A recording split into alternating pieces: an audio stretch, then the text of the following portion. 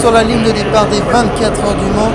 À côté de cette superbe Glickenhaus se tient James Glickenhaus, réalisateur, entrepreneur, collectionneur et fabricant de supercars américaines.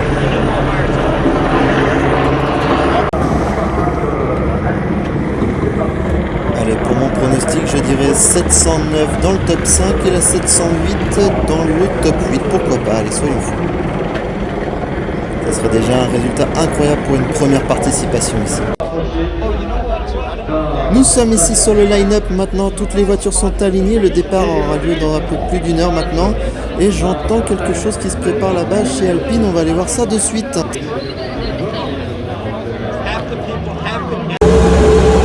Je suis arrivé juste à temps. Allez, vamos Fernando.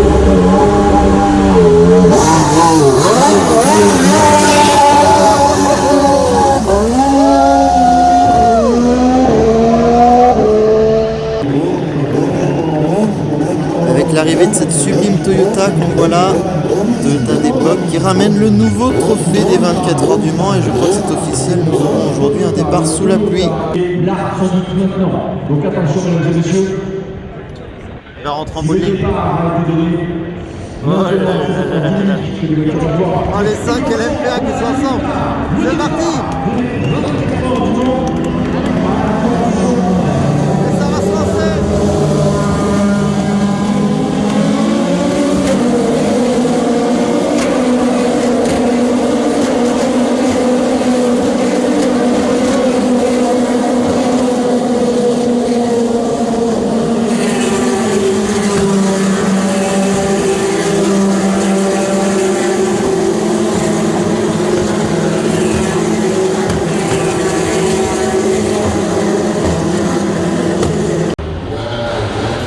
Départ compliqué pour la 708 qui s'est accrochée dans le premier virage avec la Toyota qui est partie elle en tête à queue.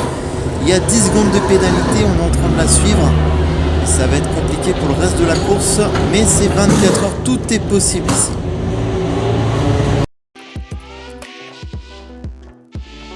Une demi-heure après le départ, les Toyota prennent déjà le large, avec une différence de 5 à 6 secondes par tour sur l'Alpine et les deux Glickenhaus. Après un départ sous la pluie, le soleil, puis la pluie revient. Les tours et les arrêts au stand s'enchaînent.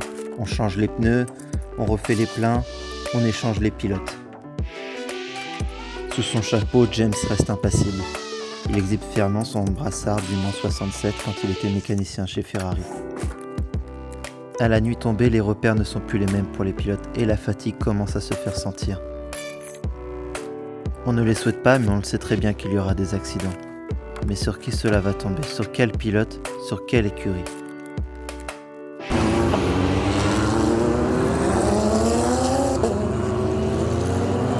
Il a tout retiré, image poignante. Vous qui êtes du côté de la tribune de la Dunlop, encouragement, applaudissements pour les commissaires de piste s'il vous plaît, qui font un travail formidable, on ne le répétera jamais assez.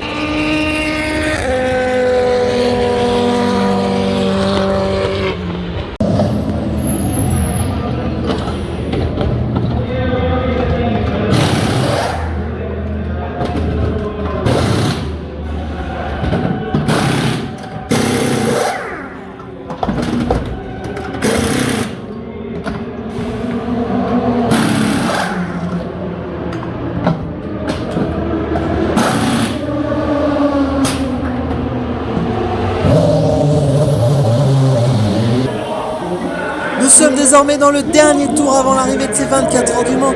Le stress ici est palpable, il y a une LMP2 qui est tombée en panne, ça devient complètement fou.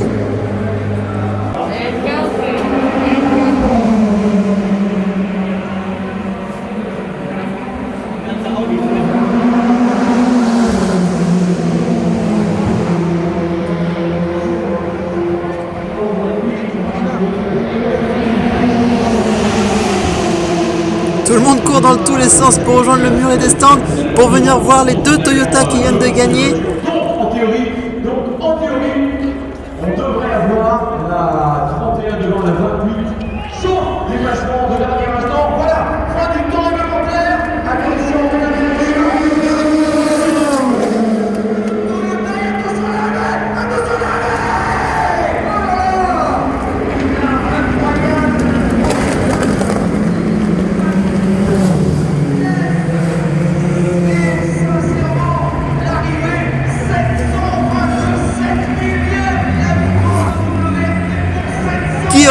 ici, hier au départ des 24 heures, que ces deux voitures de conception américano-italienne à moteur V8 français finiraient la course en 5e et 4e position. C'est juste incroyable ce qui vient de se passer.